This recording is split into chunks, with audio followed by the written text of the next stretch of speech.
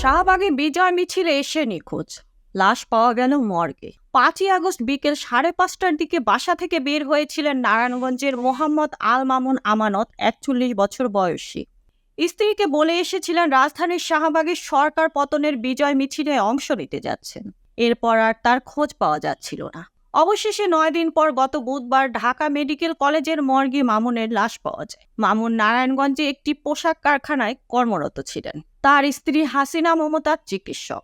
এই দম্পতির 2 মেয়ে, একজনের বয়স 7 বছর, আরেকজনের এখনো 2 বছর হয়নি।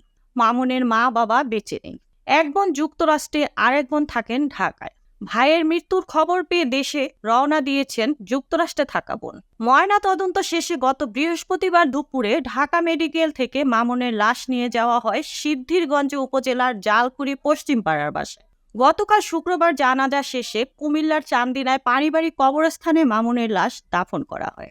সরকারি চাকরিতে কোটা সংস্কারের দাবিতে আন্দোলনকে ঘিরে সামাজিক যোগাযোগ মাধ্যম ফেসবুকে বেশ সক্রিয় ছিলেন মামুন।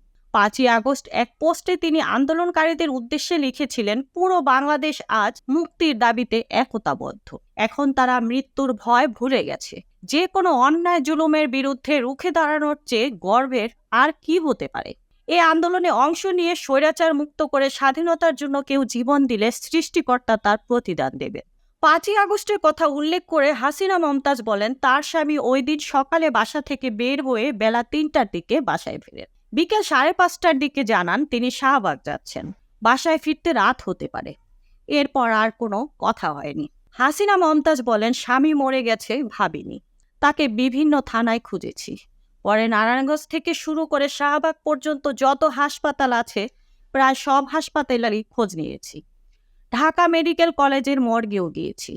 আমার স্বামী তার এক খালার কাছে থেকে বড় হয়েছে। বুধবার খালাসহ আবার ঢাকা মেডিকেল কলেজের মর্গে যাই। মুখের বিভিন্ন অংশ বিকৃত হয়ে গেছে। খালা লাশের হাত, পা এবং মুখের বিকৃত হয়নি। সেরকম একটু অংশ দেখে বুঝতে পারেন এটাই মামুনের লাশ। হাসিনা মমতাজ আরও বলেন, তার স্বামীর মাথায় ভারী কিছু দিয়ে হয়তো আঘাত করা হয়েছিল। পেটে গুলিও লেগেছিল হয়তো। গত বুধবার এক ব্যক্তির কাছ থেকে লাশের একটি ছবি এবং ছোট একটি ভিডিও ফুটেজ হাতে পেয়েছেন। সেখানে সড়কের উপর মামুনের লাশ পড়ে থাকতে দেখা যায়। তবে কোন এলাকায় তা ভিডিও দেখে বোঝার উপায় নেই।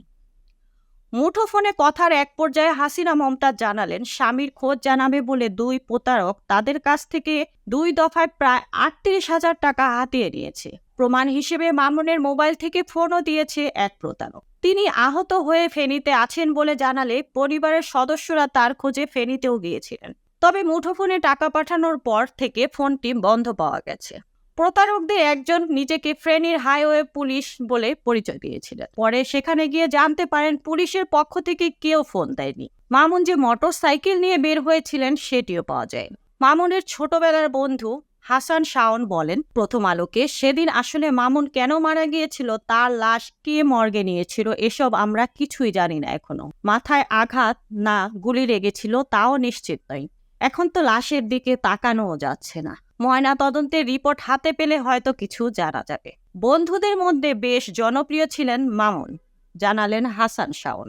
5ই আগস্টের আগেও তার বন্ধু আন্দোলনে অংশ নিয়েছিলেন কিনা তা তিনি জানেন। তবে কোটা সংস্কারের দাবিতে আন্দোলন নিয়ে ফেসবুকে সরবর ছিলেন মামুন। এই ছিল এখনকার প্রতিবেদন। নিত্য নতুন সংবাদ পেতে চ্যানেলটি সাবস্ক্রাইব করুন এবং আমাদের ফেসবুক পেজ ফলো দিয়ে রাখুন। Mukta Parvez, desk report, B E news, Dhaka.